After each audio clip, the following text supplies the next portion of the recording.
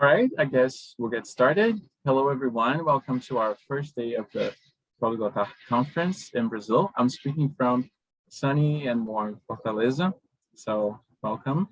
I would like to introduce you to three researchers who are referenced in Shakespearean studies, Fernanda Korovsky, Janaina Rosa, and Filipe Avila.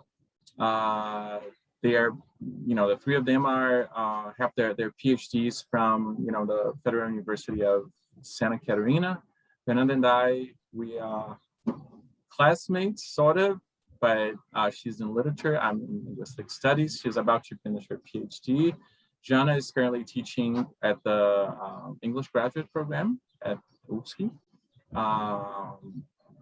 And Fernanda is teaching at Leiden University, right, in the Netherlands, where she's speaking from. And Filipe is probably speaking from somewhere in Santa Catarina, where he teaches, English as well. Okay, I'll pass the floor to Jana, who is the chair of this roundtable.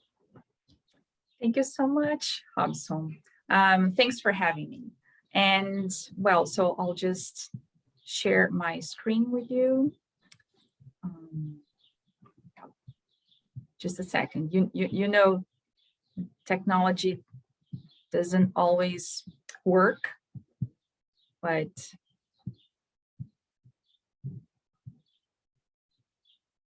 yes, now it is going to work. All right, so this is the, well, first of all, I'd like to thank everyone in the Poliglotar committee for, especially my dear friend, Robson Ribeiro, for this opportunity to share and discuss issues related to the work of Shakespeare, along with my dearest friends from UFSC, Filipe Avila and Fernanda Moura. And this is the title of my presentation, Productions of Hamlet in Brazil. And the aim of this presentation is to offer a brief stage review, which includes selected Brazilian productions of Hamlet, focusing on pertinent aspects, such as different approaches, translation elements involving the Portuguese language, and critical reception. I shall comment on the productions directed by Marcelo Marchioro in 1992, José Celso Martinez Correia in 1993, Aderbal Freire Filho, his production from 2008, Ron Daniels in 2012, and Márcio Meirelles in 2015. These productions present a critical angle connected with cultural and political issues in the country. This research paper is based on my doctoral dissertation, in which I analyzed theatrical productions of Hamlet. In order to avoid the constant switch between languages, quotations in Portuguese were translated into English, except the ones taken from the translated texts of the play, which were used by the productions on stage. So the Brazilian scholar Ana Camati comments on the production directed by Marcelo Marchioro in 1992, which made use of the text translated by Ana Amélia Carneiro de Mendonça. The staging was part of a project entitled Shakespeare no Parque, which was held in the city of Curitiba and developed by Marchioro. According to Camati, Marchioro's Hamlet was acclaimed by the critics and significantly approached the political crisis in Brazil regarding the impeachment of former President Fernando Collor de Mello in the 90s. So Camati remarks that, and I quote, Marchioro chose the right moment to stage Hamlet as the country was adrift, on the verge of collapse, under Collor de Mello's presidency. Coincidentally, the production in which the conception and rehearsal processes had already begun a few months earlier premiered at the precise moment when Collor de Mello was being impeached and people were protesting all over the country. In one of his public statements, Marchioro declared that despite the political focus that guided the production, his original intention was to denounce the corruption in general and the subsequent damage and failure in the country, unquote. Most certainly, Marchioro thoughtfully made use of Hamlet to put under the spotlight a critical moment in Brazil. The idea of addressing contemporary matters in productions of Shakespeare's plays has become, according to Camachi, a common practice among present-day directors. Marchioro, in this case, highlighted the contemporary relevance of the play by insightfully approaching a political and economic crisis in the country. And here we have a picture with Joelson Medeiros as Hamlet in Marchioro's production. Another iconic Brazilian production of the play was the one directed by José Celso Martinez Correa in 1993. The text was translated by the director himself, Nelson Sá, and Marcelo Drummond, who plays Hamlet in the production. The video recording of this production, as well as Marchioro's production, is available on the MIT Global Shakespeare's website, which is an online archive that provides access to performances of Shakespeare's plays from all over the world. The Brazilian scholar Cristiane Busato Smith comments on the bold and creative choices of Correa that can be perceived in the production, and I quote, "With his 5-hour production of Hamlet, director José Celso Martinez Correa shocked purists who prefer not to see the Shakespearean text desecrated, but he was equally revered by his creative talent. In proposing a Brazilian Hamlet, this exuberant rendition achieves a liberation from the Shakespearean text by proclaiming and celebrating its affiliations to Brazilian culture and themes," unquote. Correa certainly offered a diversified production of the play, which included various Brazilian songs, and some of them performed by the actors themselves, as well as the distinctive presence of the character Fortinbras, who appears several times on stage. The production offered an intertwined display of aspects related to politics, economics, war conflicts, religious matters, and several other subjects which were connected with events in the play. Now, one of the distinctive characteristics of the translated text on stage in Correa's production was the inclusion of religious elements that are well known in Brazil.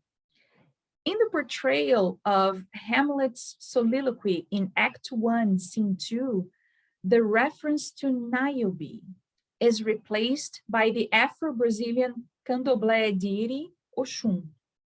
Therefore, as you can see here in the slide, instead of saying like Niobe, Hamlet states como Oxum. Since Oxum represents the fresh waters of a river, such a goddess was sensibly associated with Niobe and her tears.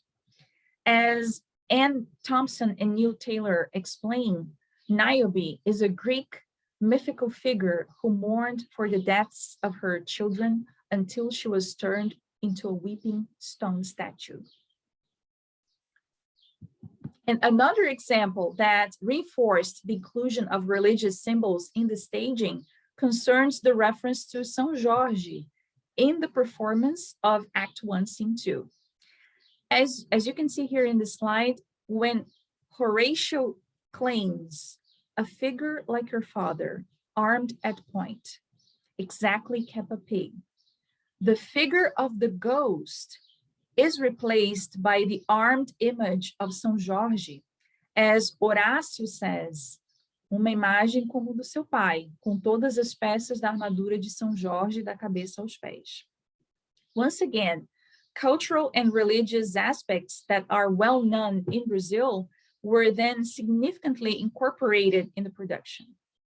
Thus, the addition of such famous religious symbols in the country offered a diversified approach on stage, proposing a cultural identification with the audience. Now, the production directed by Freire Filho had the text translated by the director himself, Barbara Harrington, and Wagner Moura, who played the role of Hamlet. The Brazilian journalist Sérgio Salvia Coelho comments on the work of the translators by mentioning that it is possible to understand the text in Portuguese without missing its freshness and beautiful sounds. Wagner Moura also explains some pertinent aspects of the translated text, and I quote, "There is not a single trace of colloquialism in our translation. Aderbal, the director, was a master in transferring the wordplay in Shakespeare's language without causing too much damage. Our production makes use of a straightforward text. This is an uncomplicated text that does not give up the poetry. The genesis of Hamlet on stage had to do with audience communication. Hamlet was a huge success in 1600. There is no reason why it should not be like that nowadays. It does not mean, though, that we are simplifying the text," unquote. Freire Filho's production brought innovations regarding the portrayal of characters and translation features in performances of Hamlet in Brazil, reinforcing the plethora of approaches and significance of the play in conversing with different matters. And in 2012, Ron Daniels is actually Brazilian, and his name is Ronaldo Daniel, but he has lived in the UK for such a long time, and he's well known in the UK as Ron Daniels. So I'll call him Ron Daniels. And okay, so he directed a production in which he translated the text himself, along with Marcos Daud. Tiago Lacerda took the part of the prince, and you can see him in the slide classically holding the skull. The Brazilian scholar Bárbara Eliodora strongly criticized Daniels's work.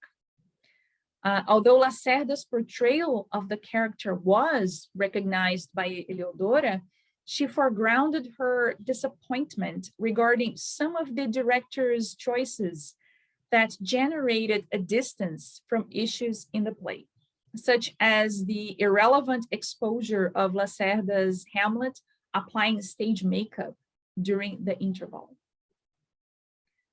However, the production also received positive reviews from other Brazilian critics. For instance, Dirceu Alves compliments not only Lacerda's depiction of Hamlet, but also the other actors' interpretations on stage, as well as Daniels's work with contemporary traits in the staging. Now, Márcio Meirelles. Márcio Meirelles directed his production of Hamlet in 2015, which was staged at Teatro Vila Velha in Bahia. This production made use of the translation of the first quarto of Hamlet into Portuguese by José Roberto O'Shea. And the production can be considered the first professional staging of the first quarto in Brazil. Meirelles emphasizes political and social issues in the country, which are entwined with aspects of the play. The political engagement of Teatro Vila Velha can be clearly perceived throughout its history. Besides making use of its artistic repertoire to make a stand against crucial issues in the country, the Vila Velha has remained politically active in many other circumstances. It reacted against the dictatorship in the 60s and has continually fought against racism. Also, it supports the Movimento Passe Livre, which is a movement that seeks through discussions and protests on the streets, better conditions in relation to the public transportation in the country, including the existence of zero-fare buses for the population. In fact, the depiction of the soliloquy to be or not to be in Meirelles' production suggests an association with the activities of the Movimento Passe Livre, especially due to the fact that the director has claimed in the theater program that such a movement inspired him in the creative process of the production. The portrayal of the soliloquy implies a great similarity with a protest speech. In the production Hamlet, which is portrayed by Vinicius Bustani, and here you can see him in a still from the video recording of the production delivering the soliloquy. So he makes an effort to reach the audience, and he problematizes his discourse as a significant message to his listeners. His body posture and constant modulation of voice also support the resemblance to a protest speech. He speaks in a microphone directly to the audience, and he shouts and gives calculated pauses while speaking to make sure that people are following his argument. And there is also music on stage to catch the attention of the audience, and he's actually playing the drums during the delivery of the soliloquy. Hamlet's close-up on the screens can be seen during the delivery of the soliloquy, which foreground this young Hamlet's determination and reinforce the spectacle of a public protest. This is definitely not the portrayal of a soliloquy that explores the inner emotions of the character. Instead, it reveals a Hamlet who wants to give an urgent message to others. Meirelles' stated inspiration in the aforementioned social movement can be noticed as the movement was basically composed of young leaders, and the public discourses and protests on the streets were their main activities, drawing attention of the population to their claims. Now, to finish it up, another important moment in Meirelles' production is the portrayal of the play within the play, when Hamlet directs his own play called The Mousetrap. So this portrayal is definitely bold and creative. Meirelles said that he inspired himself in Heiner Miller's production of Hamlet in the 90s in Berlin. Heiner Miller replaced The Mousetrap by performing his own production entitled The Hamlet Machine. The Hamlet Machine was written in the 70s and critically approaches political and social questions related to popular uprisings in the 50s in Hungary and Eastern Germany. And the play has monologues and conversations between Hamlet and Ophelia. So Meirelles wanted to mirror Heiner Miller by incorporating the Hamlet Machine in his production of Hamlet, replacing the Mousetrap by performing Miller's work. And then I argue that this is an example of what Alan Dessen describes as a trade-off, because we have the exchange in the text performed on stage of a significant moment for another equally significant moment. And by replacing the Mousetrap and performing the Hamlet Machine, Meirelles decides to substitute this meaningful moment when Hamlet confirms that Claudius actually killed his father by staging a production that reenacts the murder of King Hamlet. And this moment would influence Hamlet to take a certain course of action in the play. Instead, in Mireles' production, we have the portrayal of a passage that suggests social criticism on stage. And in my research, I argue that Mireles' performance of the Hamlet machine suggests an approach to the activities of Movimento Passe Livre. Briefly speaking, the fact that there is the inclusion of the Hamlet machine in the production signals a critical perspective related to the issue of popular uprisings. There are also the verbal and visual elements in the performance. For instance, Hamlet, played by Gisa Vasconcelos, delivers her line using a loud and firm tone of voice, as if she's protesting on the streets. And this is Gisa Vasconcelos. Gisa Vasconcelos is right here. So Hamlet, in Mireles' version of the Hamlet machine, is a female character. We also have Daisy Ramos. This is Daisy Ramos here, playing Ophelia in the Hamlet machine. As I mentioned, it's a play with only two characters, Hamlet and Ophelia. And here in the back, we have Vinicius Bustani, who plays Hamlet in Mireles' version of Hamlet, the Shakespeare's play. So we have two Hamlets on stage, but Vinicius Bustani just participates of this particular performance by playing the drums. We also have the display of images of protests on the screens, right here, on the screens on stage, which suggest critical references to social protests. All these elements combined, Gisa Vasconcelos' performance, the synchronization of the delivery of certain lines that emanates the feeling of dissatisfaction with the images of protests, all of these elements, they imply this connection to the activities of Movimento Passe Livre, which inspired Mireles in this production. It was an incredible experience to analyze Mireles' work with this passage. And in terms of critical reception, Mireles' production was well received by the critics, which highlighted the director's political perspective and the idea of creating the coup d'etat trilogy at Teatro Vila Velha, in which his Hamlet is inserted, along with other two productions directed by Mireles.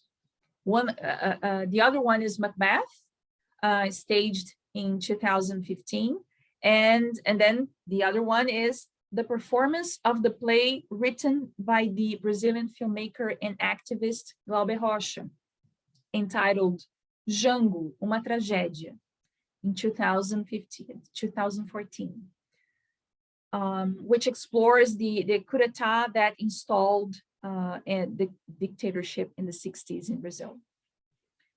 Now, in conclusion, Brazilian performances of Hamlet have experienced transformations throughout the years, demonstrating the predominant and distinguishing tendencies in productions of the play. Concerning text alterations, such an issue registers the artistic choices of theater practitioners in indicating their most valuable needs and preferences regarding the conception and general goals of productions. Additionally, the study of the critical reception not only offers an opportunity to perceive the tendencies in theatrical criticism, but also reveals features of the several stages of a production, resulting in a valuable material for research with renewed critical perspectives. The work of Brazilian theater practitioners in addressing cultural, social, and political circumstances, which are intertwined with elements of the play, demonstrates the vivacity and relevance of Hamlet in a contemporary scenario. And that is all I have to say. So I'll just stop sharing my screen here. So thank you again, Hobson, and everybody in the organizing committee for this wonderful opportunity to share a little bit of my research in Hamlet. And so, but now I'd like to ask my friend Filipe.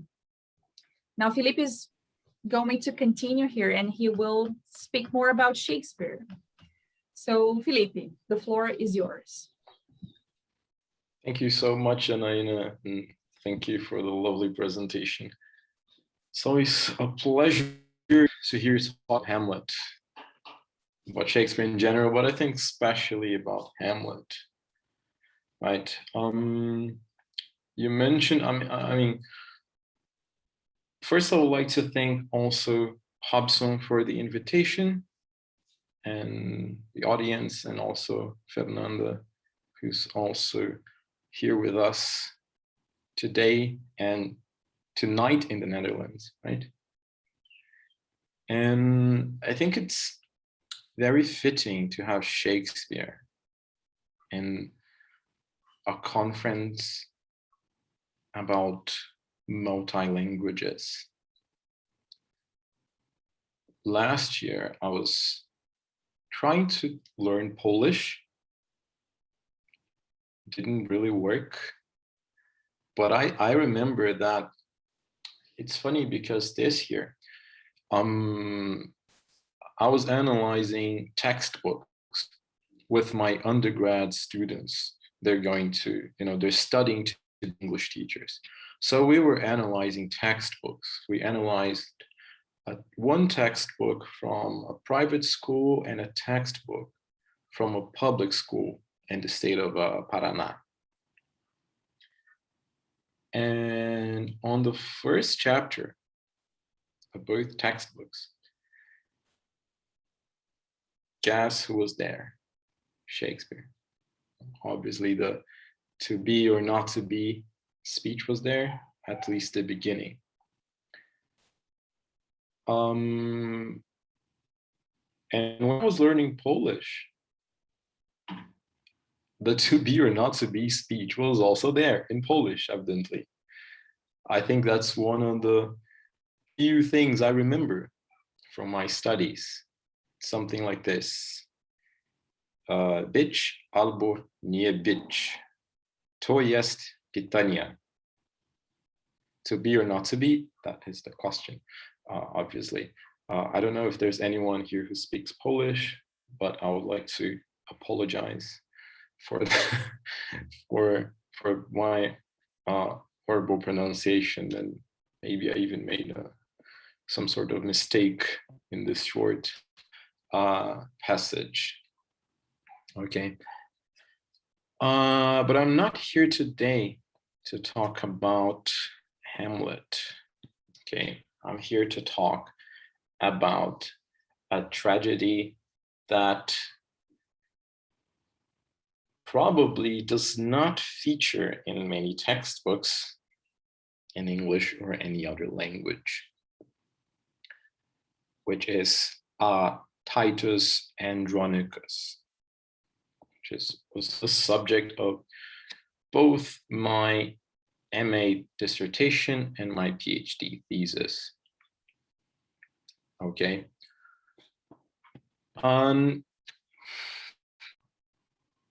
So what I want to do in this talk is I wanted to revisit, in a way, my PhD dissertation. My PhD, I talked about 5 different productions of Titus Andronicus. 2 of these productions were from the 20th century, and 3 of them from the 21st century. One of them, they're all performed in England, but one of the 21st century productions was from Japan, okay, directed by Yukio Ninagawa. Okay, but in this talk, I want to talk about the production that many people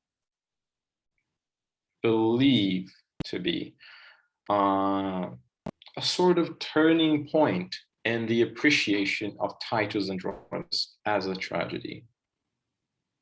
Okay. Why is that? Why did I want to revisit this one, the earliest of the productions I analyzed?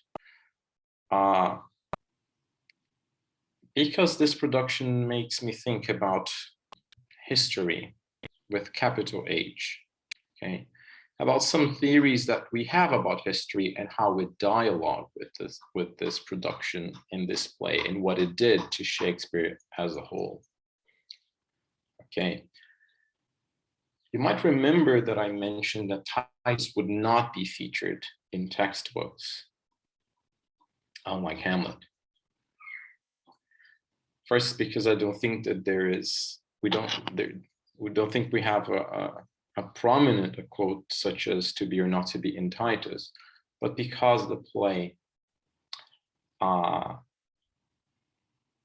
is relatively obscure and has not been thought of as a good play in a way. The play was extremely successful during Shakespeare's age, but that popularity seemed to have faded relatively quickly. Okay, so much so, for nearly 330 years,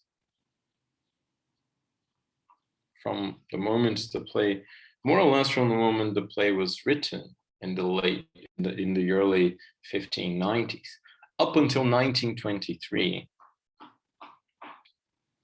the text had barely been performed in its original format. Okay. Just to put things into perspective, I don't know if you are familiar with the plot of the play, but Titus is a sort of revenge tragedy with a Roman background. Unlike Shakespeare's other Roman plays, Titus is not grounded on a specific period in history. Okay, it's sort of like a mishmash of different periods in Roman history. Some characteristics from Roman Empire, some characteristics from the Roman Republic.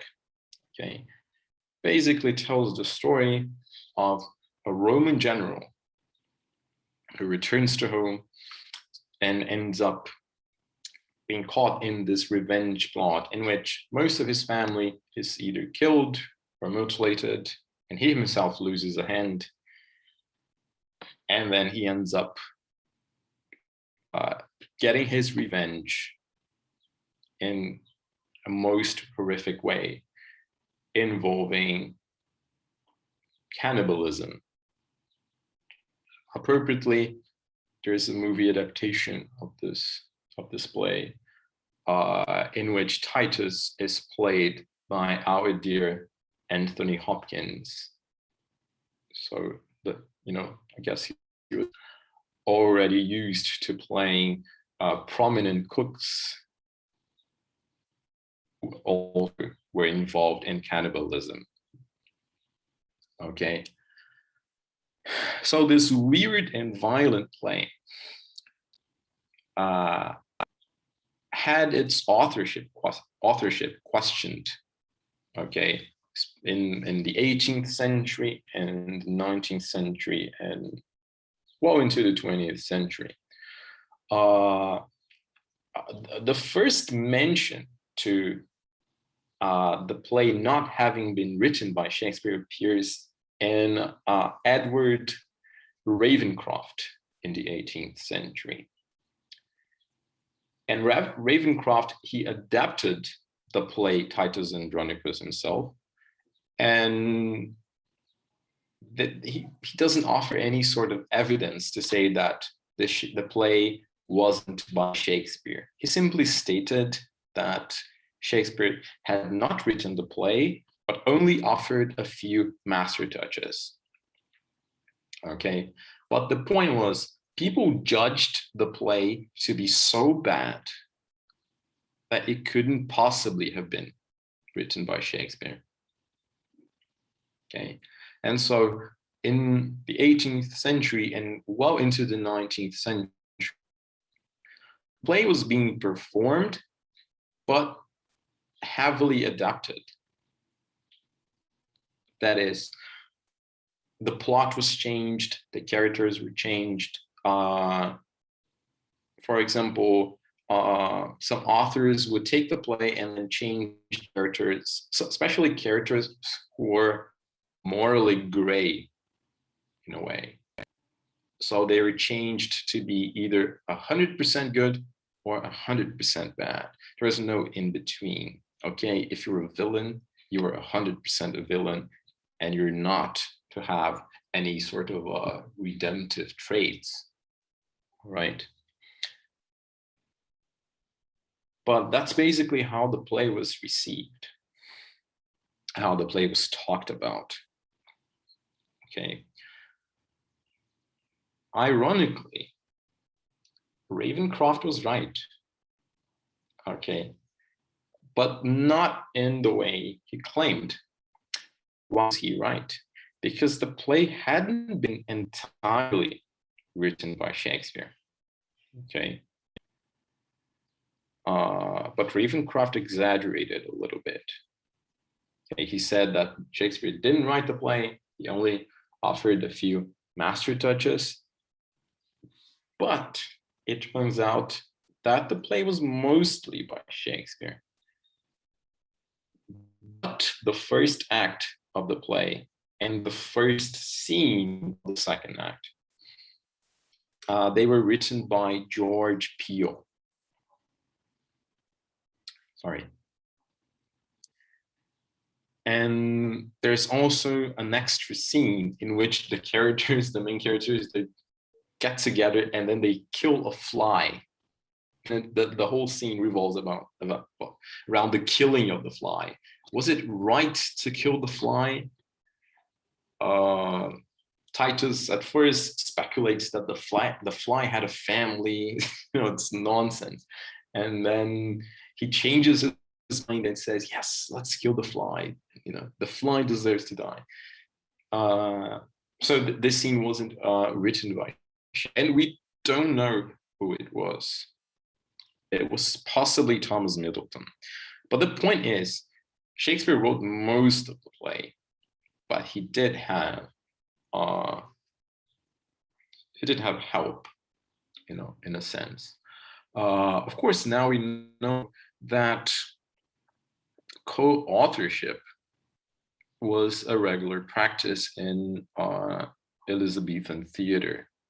It's Titus is not the exception, but rather the rule, especially in the beginning of Shakespeare's career, and then at the end of Shakespeare's career as well. He collaborated with other playwrights quite a lot, and as I just want to offer an explanation, what many people believe that happened was that when Shakespeare was starting, he worked as a sort of, perhaps as an apprentice or a collaborator with more experienced playwrights. And then at the end of his career, he was the experienced playwright, aiding the new talents in Elizabethan theater. Okay, so for the play was basically not performed until 1923. Okay. So in 1923, the play was performed at the Old Theater, and it was a massive disaster.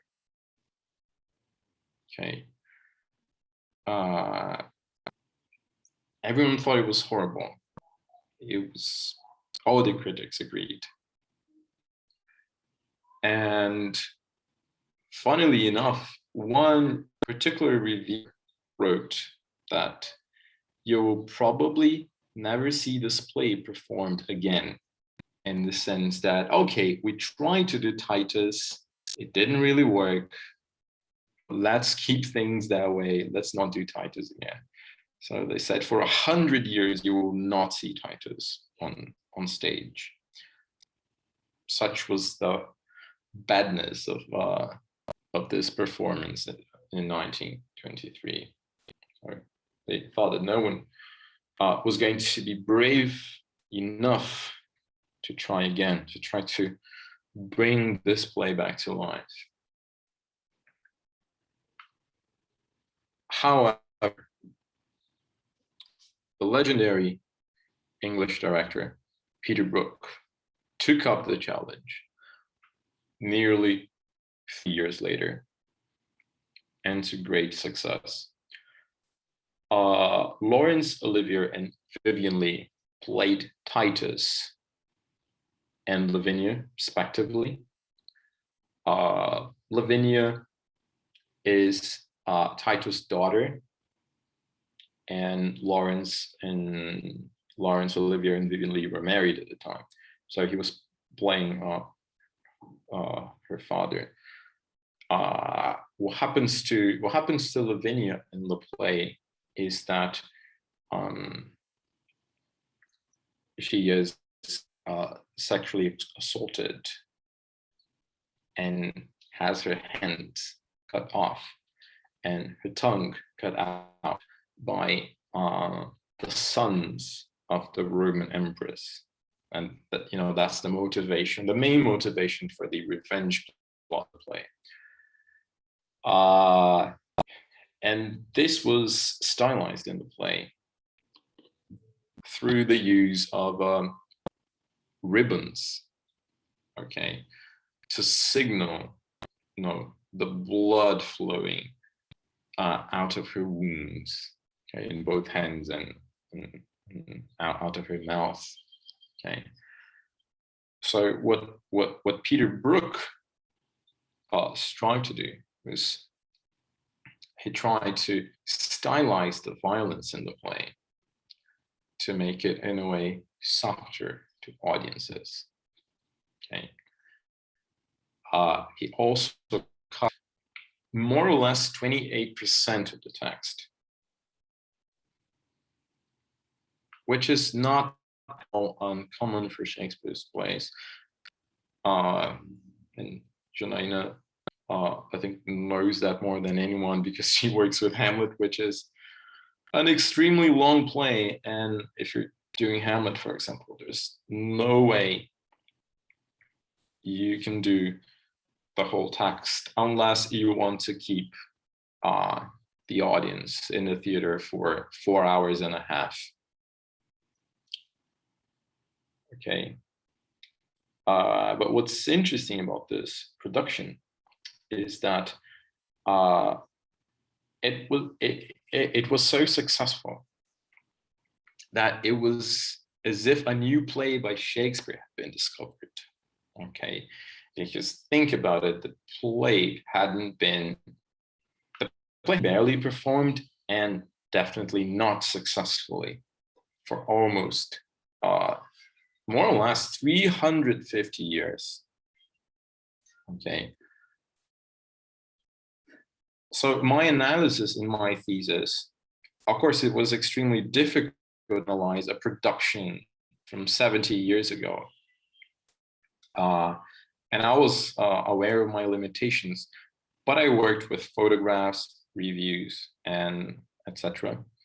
And I tried to establish a relationship between the production and the politics of the play in terms of republicanism, state power, violence, and so on. But it's interesting because most of the reviews of the play point to the fact that it seems that the play resonated with people because of this collective historical experience. This production is from 1955, so 10 years after the end of World War II, and we have to think much of the world was still living under authoritarian regimes. So what seems to have happened is that it took, this massive conflict, this unimaginable amount of bloodshed and destruction to get people to resonate with such a violent play. And not just violent, because other plays by Shakespeare are equally, even arguably more violent than this one. But what people thought was that the violence in Titus Andronicus was meaningless or senseless. And it seemed that it took the genocides of the 20th century to make people resonate with the play. And I think that perhaps one of the crucial things about this reading is that the play was extremely successful in its European tour, especially in Eastern European countries. Okay. And why Eastern European countries? When I think of Eastern European countries, I think of the Yale historian Timothy Snyder. And he wrote this wonderful book called Bloodlands. I forgot how it was translated into Portuguese. I think it's like Terra Sangrenta, something like that. And he highlights that most of the killing in the 20th century didn't happen in Germany, for example. When we think of World War II and the killings of millions of people, especially Jewish people, we think of Germany, but he highlights the fact that this killing was done, east of Berlin, west of Moscow, in what he then terms the Bloodland. Okay. And it was precisely in Eastern Europe, precisely in Warsaw, that Ian Cott watched the display performed. Okay. Later on, Ian Cott would go on to write Shakespeare, Our Contemporary, which is one of the most influential works of Shakespeare criticism, which even led someone to write the Shakespeare, Not Our Contemporary. And then thinking back about this production, how it resonated with people in the post-World War II, how Ian Cott went on to write this Shakespeare Contemporary book, and how this influenced, theater practice, and perhaps even Peter Brook himself, whom Ian Cott met in Warsaw. I also think back to what this historian Timothy Snyder says, that history doesn't repeat itself, but it rhymes. And it makes us think that we cannot take historical progress for granted. I think we sometimes have this theory that things are only getting better, that history moves in a straight line forward. So I think that, and I'm thinking about the way we're looking at Titus Andronicus as perhaps in a pessimistic way, perhaps as a proof for this idea that we reached a point when we started resonating with Titus Andronicus, and this is definitely not progress. And of course, we can, let's say, recuperate Titus Andronicus by emphasizing its purely theatrical and aesthetic qualities, however debatable they can be. But that doesn't seem to be what happened in the 1950s. It's precisely the opposite. This stylization of the violence of the play was evocative, something that was all too real to many members of the audience, especially those in Eastern European countries. And I think that what we where we want to be is we want to be, you know, in a place, in a world where we don't resonate with Titus Andronicus in this way. Okay, so all this senseless killing in a play seemed to be all too real to those people who were accustomed to this nonsensical but real violence. Okay, thank you very much, and I believe that now we're going to have Fernanda with us. Thanks, Filipe. Thank you so much for this fantastic talk on Titus Andronicus, and it is definitely a play worth reading and of course watching it. And yes, thank you so much. So now Fernanda is going to continue our little chat about Shakespeare. So Fernanda, the floor is yours.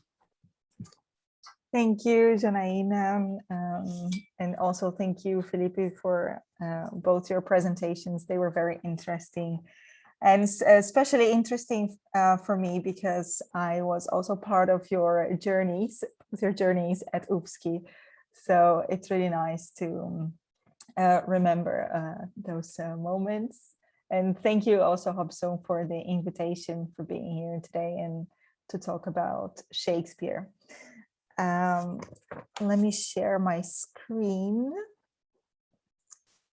So Filipe and Janaina talked about two Shakespearean tragedies, and I will talk to you about one Shakespearean history play, and that is Richard II. I am a PhD candidate at UFSC and also at Leiden University in the Netherlands, where I am at the moment. That's why it's so dark, because it is 9 p.m. here. And I study Shakespeare's plays in performance in London in the 19th century.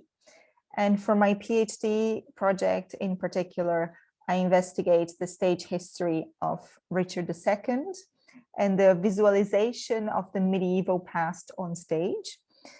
And part of my research also consists at looking at illustrated editions of Shakespeare's works and Richard II in order to understand the relationships between page and stage. And this presentation today is the result of this part of the study.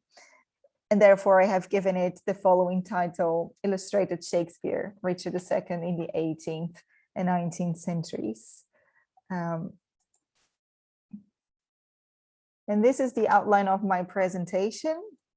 I will firstly tell you a bit about the first printed editions of Shakespeare's collected works, which started in the 17th century with the first folio, of course. Then I will talk to you about the first illustrated editions of Shakespeare's works, which appeared in the early 18th century. And then I will focus on Richard II. And I have selected some images to share with you and to analyze the changes in visually depicting this play during the period from the 18th century until the first half of the 19th century. And finally, I will present some preliminary conclusions, although I also look forward to hearing your thoughts on these illustrations as well.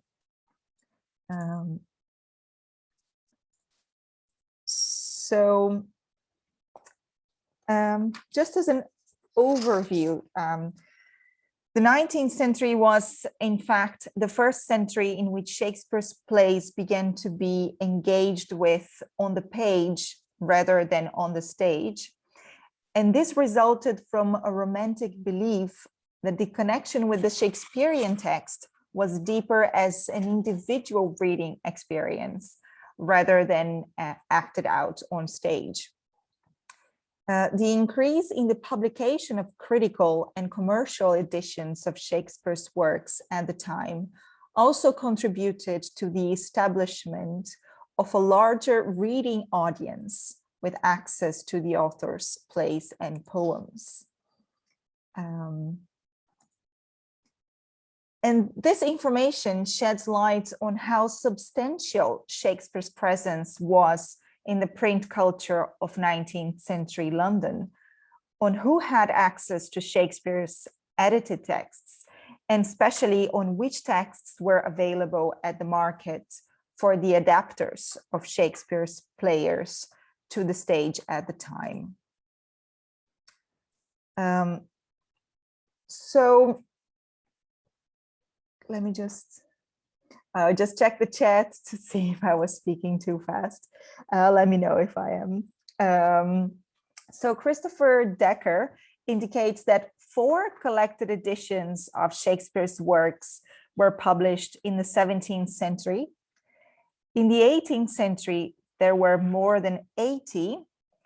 And in the 19th century, over 800 collected editions, around 2,700 single plays, and 150 editions of the poems were produced.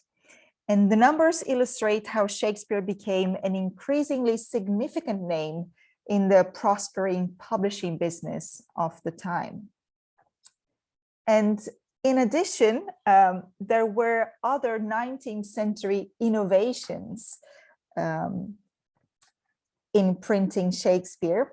One was publishing Shakespeare in pocket formats, which could be moved around significantly easier than the bigger tomes that were printed earlier, and could therefore be accessed by a wider, broader public.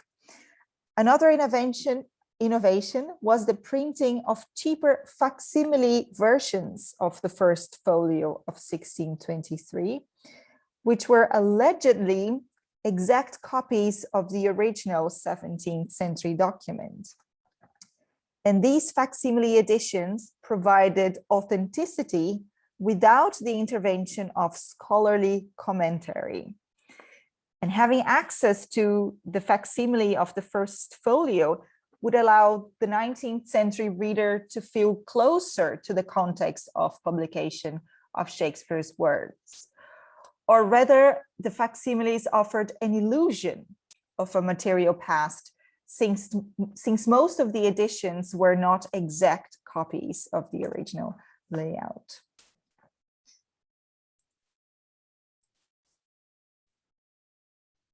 And the printed word and the stage were not the only places where Shakespeare's presence was felt in the beginning of the 19th century. Shakespeare's characters and poetry gained different forms in visual art. Illustrated editions helped to broaden the literary culture in England and to visually materialize imagined characters and plots. The first illustrated edition of Shakespeare's works was edited by Nicholas Rao, as you can see on the slide, and illustrated by the French artist François Boitard, followed by Louis Theobald in 1740, Thomas Hanmer in 1744, an acting edition by John Bell in 1774, a literary edition by John Bell in 1788, Sylvester Harding's edition in 1798, and Alexander Chalmers' edition in 1805, illustrated by Henry Fuseli. And I will now show you examples of illustrations from these editions for the play Richard II, which is the focus of my PhD research. And what I have noticed is that the illustrations went through a significant change from a general 18th century atmosphere and focus on main themes of the play to a more strict concern with historical accuracy.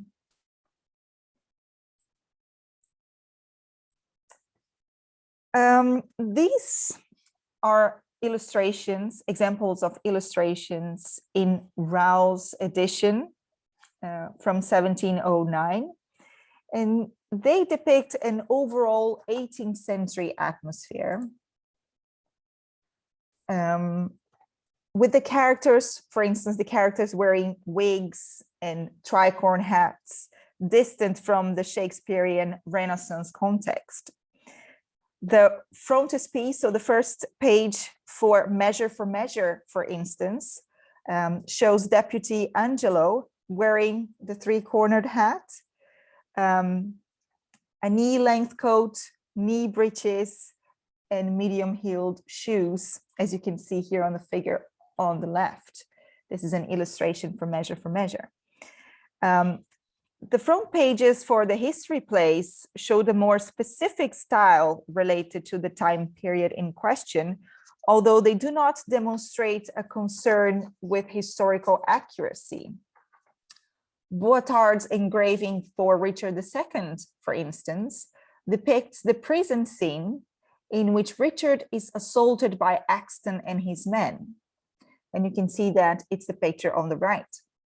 Two bodies are on the ground, the chair is turned, there is a plate of food fallen on the floor, and the assaulters hold axe-like weapons. The king is surrounded by his enemies, also holding an axe.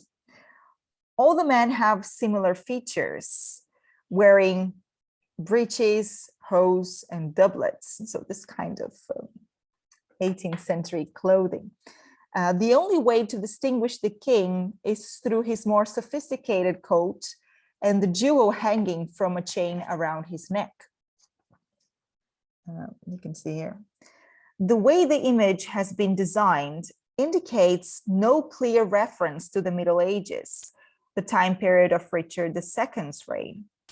There is, however, an implication of brutal violence incited by the weapons held in position to attack. The idea of the period after the classical antiquity and before the Renaissance as a dark and uncivilized age originated with the Italian Petrarch in the 1330s. This belief was carried into 15th century England. As the following illustrated editions of Shakespeare's plays will exemplify, it was only in the late 18th century that the medieval was re-evaluated in a positive light.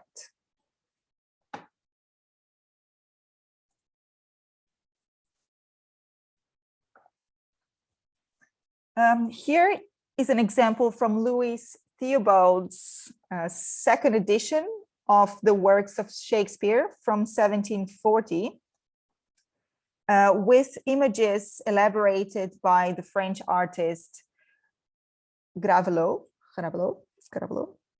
who infused the Shakespearean imagination with the Rococo style, capturing feelings through detail and sensuality of texture.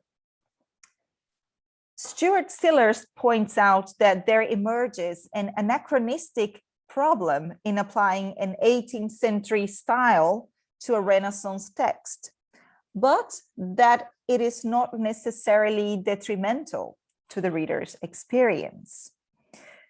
The illustrations for the plays translate character and acting into settings contemporary with their reader, not with their writer.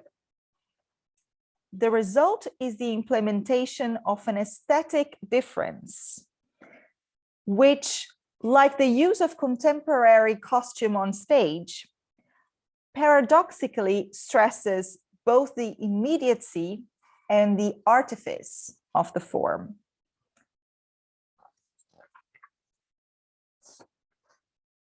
So Gravelot demonstrates a concern with the articulation of the human body, with the flow of fabrics and clothes, with facial and body expression, and with the selection of moments in the play to depict. For Richard II, the artist chose to depict the garden scene in Act 3. there is a contrast of light and darkness in the representation of this symbolic scene. Gravelote's representation of the medieval in this illustration is quite ambiguous. It combines a romanticized 18th century atmosphere characterized by the light spots and the female characters, but haunted by an approaching darkness. Therefore, in 1740, Gravelote already anticipated certain elements that would define Gothic imagery in the second half of the century.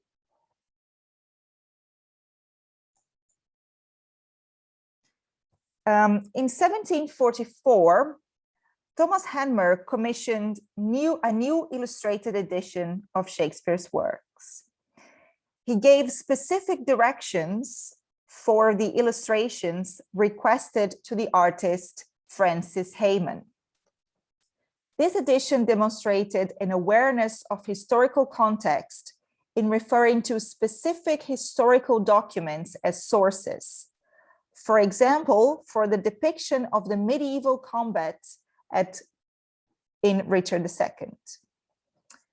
Hanmer suggests the book Dugdale's Antiquities of Warwickshire, published in 1730, as a specific source. You can see on the slides Dugdale's print on the left and Hayman's illustration on the right. Hayman adapts the illustration of the combat in Paris, which is the scene in the top part of the central piece here.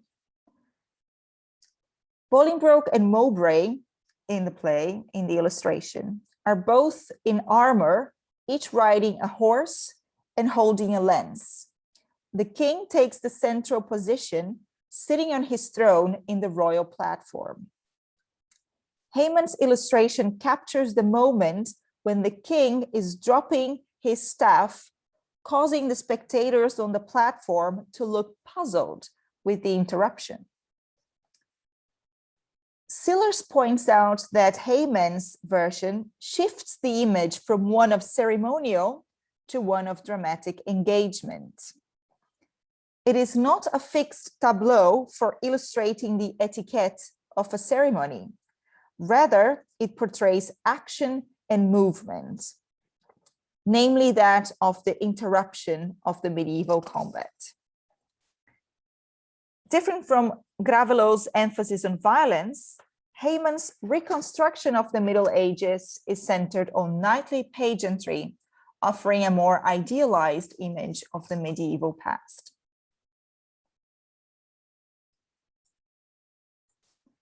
As the second half of the 18th century unfolded, the publisher John Bell was responsible for commissioning new illustrations.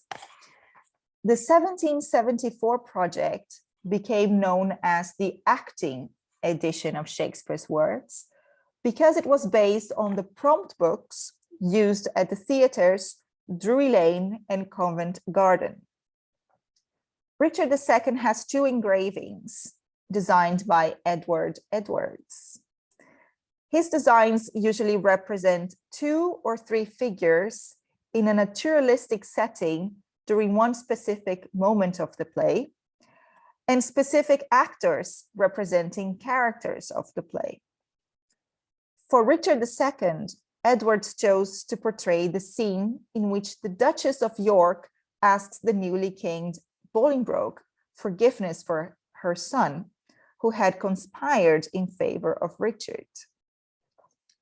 The illustration on the left shows King Bolingbroke holding the treacherous papers and pointing at the boy who kneels next to his mother. This is an interesting choice of scene to illustrate, since it is one that is commonly deleted from productions for the sake of time limitations. However, the single line accompanying the image is significant. You can see written here under the illustration. I pardon him as heaven shall pardon me.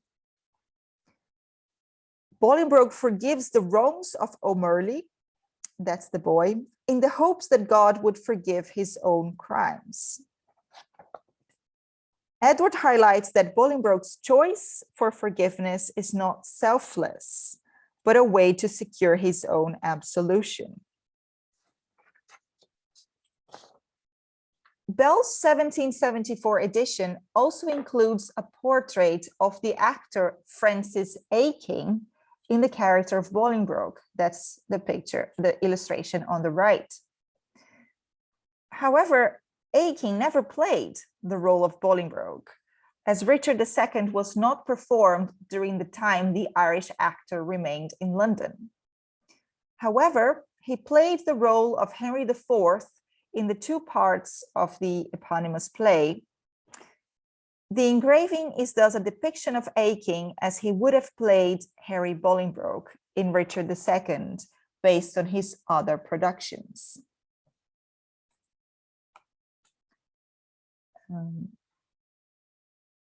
It portrays a Bolingbroke in an 18th century wig tied back in a ponytail, knee breeches, long waistcoat, and holding a hat decorated with a feather. Aiking's Bolingbroke starkly differs from Edward's conception of the king, as we can see on the slide. The portrait of the actor in costume has no resemblance at all to the medieval Henry IV. Alternately, the engraving shows a reconfiguration of the character based on Bell's and his readers' contemporary fashion.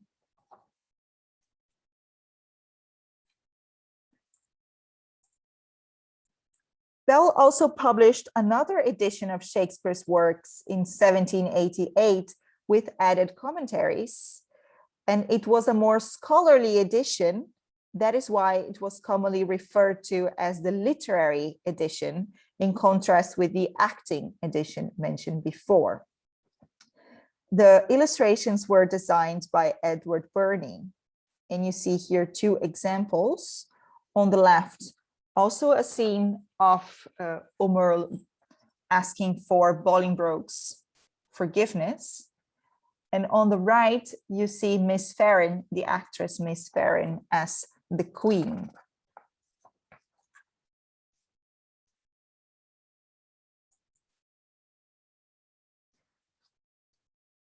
In 1799, Wilson Nelson Gardiner made illustrations for Sylvester Harding's edition at the turn of the century.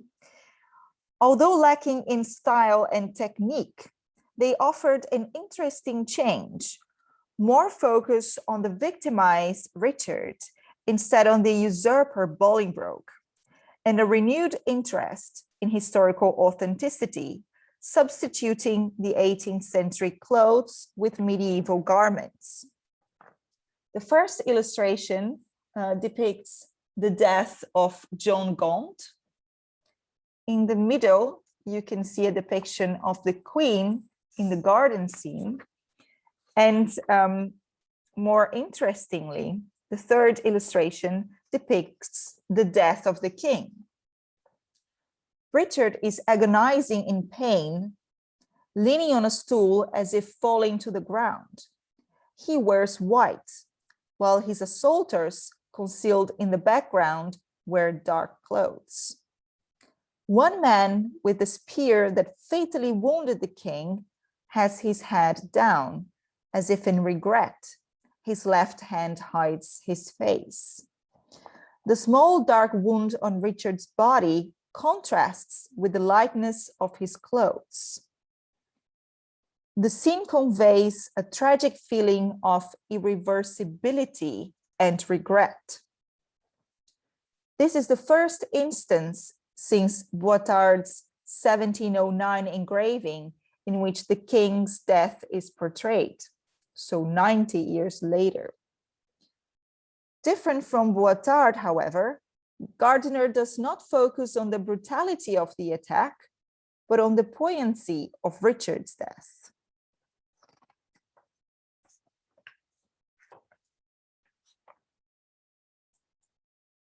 And the end of the 18th century witness an increasing fascination with emotions, exemplified by the picturesque aesthetics of the iconic Boydell Gallery and the engravings of Henry Fuseli.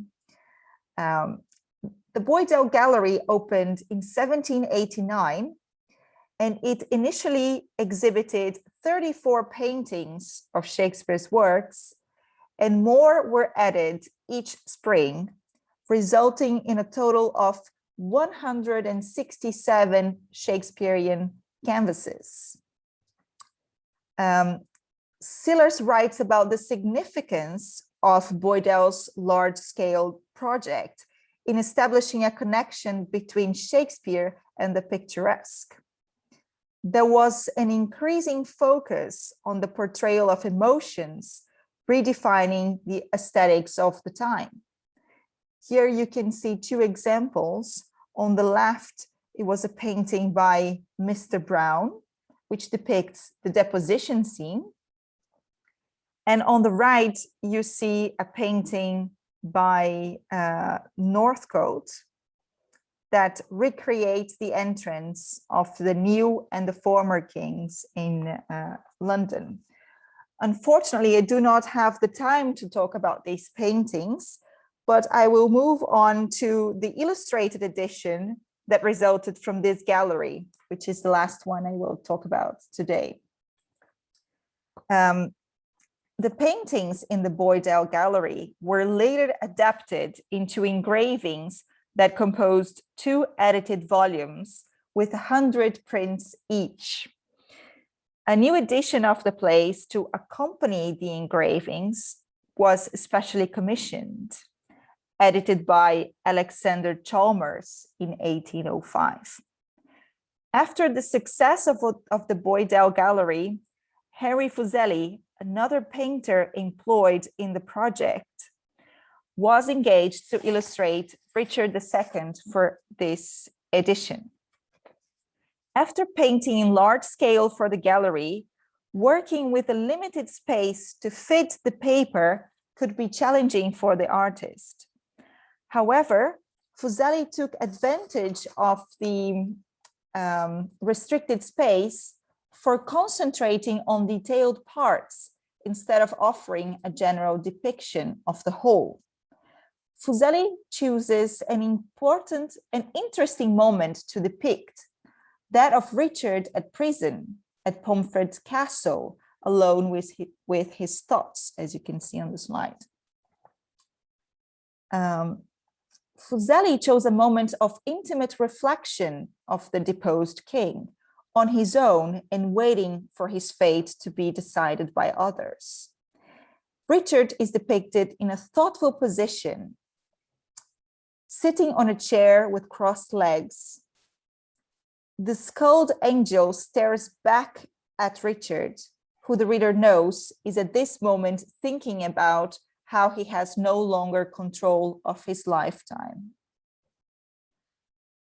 The way Fuseli has captured the passion of this moment in this compressed frame is remarkable. The posture of King Richard resembles more a philosopher in contemplation than a medieval monarch, perhaps a way to highlight the tragedy of Richard's journey. Nonetheless, it confers a different approach to the character of Richard, depicting the inevitability of his fate, re-evaluating his role as a villain. Fuseli takes to another level the attention to Richard's tragic suffering initiated by Gardiner. And here are my preliminary conclusions based on all these images. So there were cheaper and smaller editions of Shakespeare circulating in the late 18th and early 19th centuries. Illustrated editions helped to broaden the literary culture in England and to visually materialize imagined characters and plots. The illustrations went through a significant change from a general 18th century atmosphere and focus on main themes of the play to a stricter concern with historical accuracy. there was more focus on the victimized Richard instead of on the usurper Bolingbroke. An increasing fascination with emotions, exemplified by the picturesque aesthetics. The Middle Ages are not merely represented as a means to materialize the past, but mainly the age is evoked as a place for emotion and pathos, with a function of highlighting tragedy and sadness, and a combined interest in historical accuracy and depiction of emotions in visual representation of Shakespeare's medieval king. And those are my thoughts so far, and some of the references I mentioned during the presentation. Thank you. Thank you so much, Fernanda. Thanks for this fascinating talk about the different printed editions of Shakespeare's plays, more specifically in relation to Richard II. The illustrations were simply beautiful. Thanks for sharing this with us. And well, I think that now we can open for the questions from the floor, and I think that Yasmin has her hand up. So I think I'm gonna ask Yasmin, would you like to ask a question? Would you like to open your microphone? Or maybe you just, if you want, you can write the question in the chat, or you can open your microphone and ask the question.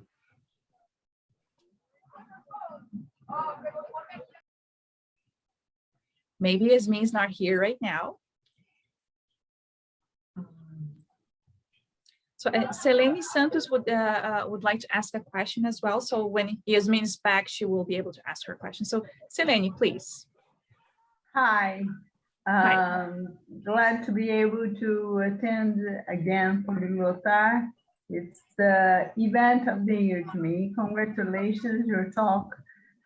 Though I missed the beginning, but I can follow it again on the video, and I bet it's wonderful. I have a question about the way they depict Richard as less bully, right? As newer versions, let's say. Is there any register, written register, is stating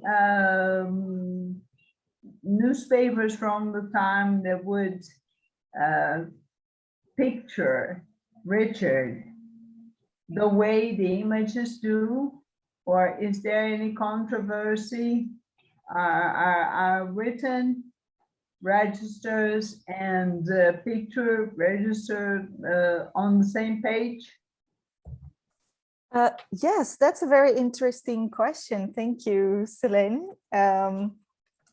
Well, I have been working with Richard II on the page and on the stage. And although there were these many illustrated editions of Shakespeare in the 18th century, the play was not staged for over 80 years. So that's quite interesting. And it is a play that stages the deposition of a king. So it is a politically dangerous play. So I cannot really compare the change in the same period of time, because that play was not staged at that specific time. So there was a production in the early 18th century, and then again in 1815. So on the page, I have noticed that there was a change of interest from, so there were a lot of illustrations focusing on Bolingbroke as the victorious character, let's say. So there was a shift to a focus on Richard as the victim, as the tragic protagonist. And what I've read of theatrical reviews of the 1815 production is that the actor who played Richard II, Edmund Kean, he played him in a very heroic way.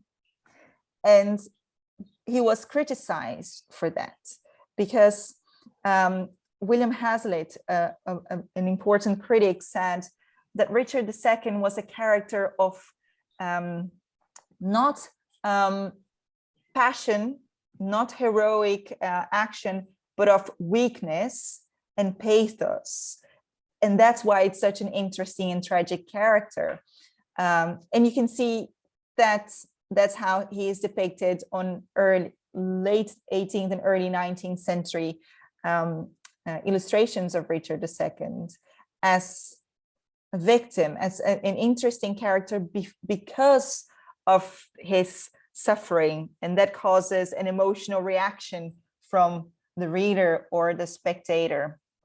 And now I'm moving on to the 1850s, but I'm not there quite yet. So I'm also curious to see what is going to happen. But what I can already tell is that there is a more focus on historical authenticity than on the emotional, the emotions offered by the character. So you see in the 1850s, all those big productions with settings, horses on stage, real medieval armor. So the focus is on staging history rather than staging or offering a tragic character. I hope that Thanks, answers. Fernanda. Yeah. Thanks, Fernanda. Would anybody else like to ask a question? Let me see if Yasmin is in the house. I don't think Yasmin is here. Filipe, you would like to make a question? Go ahead, Filipe. Oh no, I would just like to add to what Fernanda said. It occurred to me that Fernanda mentioned that it's very dangerous to depict the deposition of a king, and sometimes you think, okay, but what's the big deal? What's the problem with that? But we have to think that people looked, and maybe people still look at Shakespeare as a source of political ideas, or as maybe a moral compass in the sense of what is the right way to govern, who should be the ruler, and so on and so forth. And it just took me a thought of this very interesting book that I read beginning of this year, I think, by James Shapiro, called Shakespeare in America. And I learned that Abraham Lincoln was completely obsessed with Macbeth. And the man who killed Lincoln happened to be a Shakespearean actor, and I had no idea. And this actor who killed Lincoln, he was playing a Brutus in Julius Caesar. So he sort of saw Abraham Lincoln as a type of Caesar, as a sort of tyrant who needed to be assassinated in order to restore order, and so on and so forth. So I think this is all fascinating in a way. When Fernanda says it's dangerous to show the position of a king in a play, well, it is dangerous. People take that as inspiration, Yeah, absolutely, Filipe. And the interesting thing is that I've been reading a book written by Michael Dobson, and he talks about this period where this is very specific period between 1660 and I'm not so sure if 1670, where Shakespeare's plays were used on stage with a non-political meaning. And so here we have like the opposite example, but because it was a very dangerous time in England, if I'm talking about England, where monarchy was restored to power, and then it was very dangerous to talk anything about monarchy because people would interpret in many different ways. So it was a very delicate subject, and then theater practitioners, they were having problem producing productions that created by themselves. So they decided to perform Shakespeare. But the thing is that, of course, Shakespeare is extremely political, but they decided to select some parts of the plot and they changed so many things, and they decided to do that with Shakespeare. I think they felt safe performing Shakespeare, but in a way that it would not interfere with politics. So you can also do that. And I'm sure that Fernanda knows a lot about it, because I think it in a way, maybe not a lot about it. I don't want to put you in the spotlight, but I think that it has to do with your research as well, right? Because it involves Macready and Edward King, all these and glamorous actor managers from that time, and they invested a lot in the visual on stage, right? So the visual was something that became priority, and then scenarios became like a huge part of a production. That time was called pictorialism, if I'm not mistaken. Dennis Kennedy says pictorialism, so I will believe in him, which contrasts with Elizabethanism that came, with a tendency that came right before pictorialism. So pictorialism, during this particular time, the actor managers, they invested so much in scenarios. And then the Elizabethanism brought that bare stage concept that was used in Shakespeare's time, right? So, but both of them proved to be not so successful. Pictorialism, it was not so successful because it was too expensive, to have a production like that with all those scenarios, with everything, all those props on stage. And then Elizabethanism was not really explored in a way that it was successful. So both of them kind of like. Yeah, we know that the set was relatively sparse, but we also know that the costumes were very expensive during Elizabethan. Yes. They spent all the money on the costume. It's true. In Elizabethan times, the costume was so expensive then, because then at Shakespeare's time, like so the actors, they used clothes from real people. Like I think they bought those clothes to use on stage, and they were expensive. So this is such a rich subject, right? The history, the stage history, and we're talking about centuries.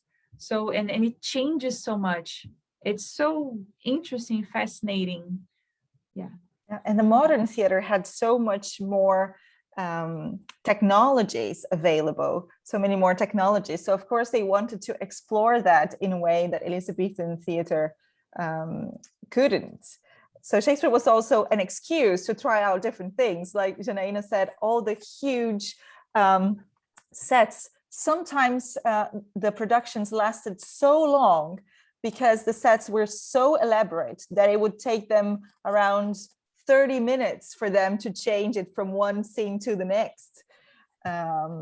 So yes, there are the pros and cons, right? So the Shakespearean text would be, let's say, diminished in favor of this pageantry and spectacle, right?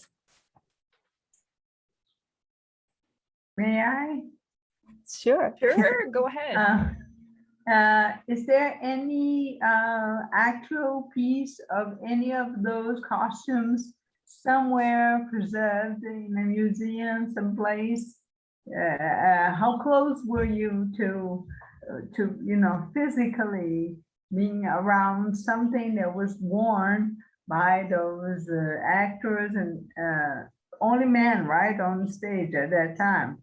Only men on were stage. You able to That's get right. near those costumes? Because the fabric, the elaboration, the costume, vintage thing, it's so rich. Yeah, I have I'm not sure if from Shakespeare's time, I don't think that never anything There is no survived. more. But maybe from the I'm sure that there is something from the 18th century, 19th century. You can find it in museums, in specific museums. I think, have ever had the chance to find Any costume, Fernanda, when you were researching? I've seen photographs, yeah, of 19th century costumes. They're still in London. My plan was to go to London for archival research, but due to COVID, I haven't been able to done that just yet. But the Victoria and Albert Museum, they have a huge theater performance collection. So you can also see images online. But of Shakespeare's time, well, not even any papers or even the theater remains. So unfortunately, there is no material vestiges of the Shakespearean that I am aware of. But it will be indeed fascinating to. Exactly. What we have some business records of business transactions that show us exactly how much those costumes cost. And then, of course, we can compare the price of the costumes to the price of everything else. And so we know for sure that the costumes are very expensive. We can only imagine how lavish they must have been. We have some, drawings of performances, and we can sort of imagine what the costumes must have looked like. We know that the costumes, at least, there's this famous drawing of a performance of Titus Andronicus that shows, for example, one of the characters is wearing a medieval dress. Another character is wearing Elizabethan clothes. And another character seems to be wearing what appears to be like a Roman toga. So we know that the costumes were in a way anachronistic, but we know for sure that they were very expensive.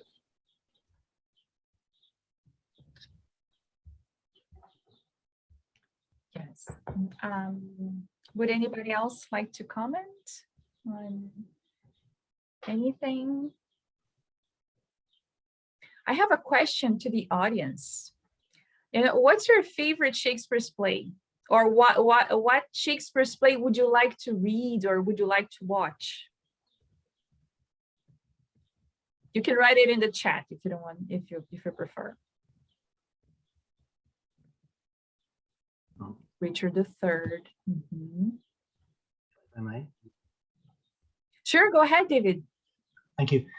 Well, I'll very briefly answer the questions. It's just my favorite play happens to be Richard II, but I didn't know it was going to be discussed tonight. So. Oh my goodness, what a great coincidence! That's amazing. Yeah, there is. Have you seen the Hollow Crown series? Yes, I have. I just had a quick remark about this play. Is that you were saying that in the last years, the character of Richard tended to be less dignified than he was before. Actually, I saw it, I think it was at the bottom, and it not that he wasn't dignified, he was ridiculed. He was a pathetic character with sort of strange accents and so forth. I just had a question for Mrs. Moura, if I may. Yes, you can call me Fernanda.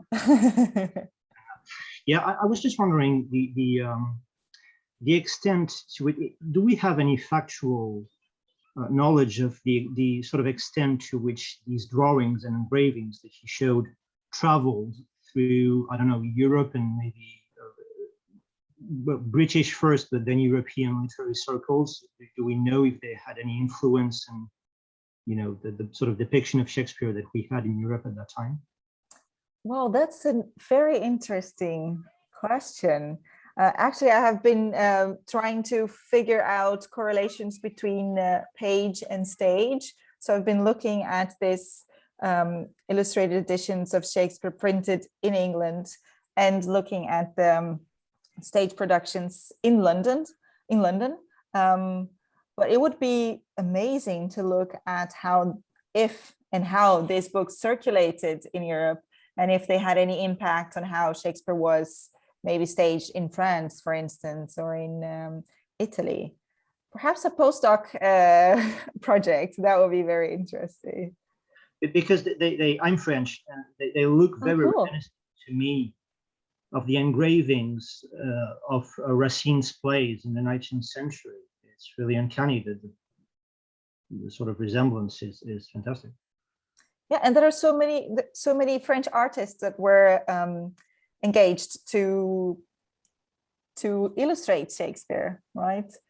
I was just about to say the last, but is it Fuseli? Fuseli, yeah, Fuseli. His sort of depiction of the king really makes me, as a French, art lover, really makes me think of Rodin's The Thinker. Also. Yes, indeed. Yeah, the pose, right? Right. With the So then again, very different from, very far from a historical, authentic depiction of the medieval past, right? Exactly. Well, thank you. Thank you so much, David and Fernanda. I think our time's David. up. Is that right, Robson? Yeah, our time's up, unfortunately. So thank you so much for this opportunity again, Robson. Thank you, Fernanda and Filipe. And thank you, everybody, for have listened to us. And I guess that we'll see you in another opportunity. So thank you so much. Yeah, thank you so much for coming. And I would like to announce the next lectures in case you're interested in watching them. We are going to have a lecture given by a Belarusian who lives in Brazil, and she's going to talk a little bit about the teaching of Belarusian in Brazil. And at the same time, we're going to have the launch of pronunciation, but a language practice app called like Fluvi. We have people from Unicamp and UFSC involved. They are sort of a startup, so they're going to launch this app here during Poliglotar in about 10 minutes. And to end the first day on a high note, we're going to have Professor Ricardo Gualda from UFPA talking about accelerated language learning through self-immersion at 7:10. So I hope to see some of you during these lectures. Thank you for coming to Poliglotar. Thank you, Doctors Fernanda, Filipe, and Jana for sharing, so much. Merci beaucoup. Arigatou gozaimasu. Thanks, Katie, for translating for us. Yes, thank you, let's forget Katie. about it. Yeah, thank you so much. Right. Bye-bye. Bye, everyone.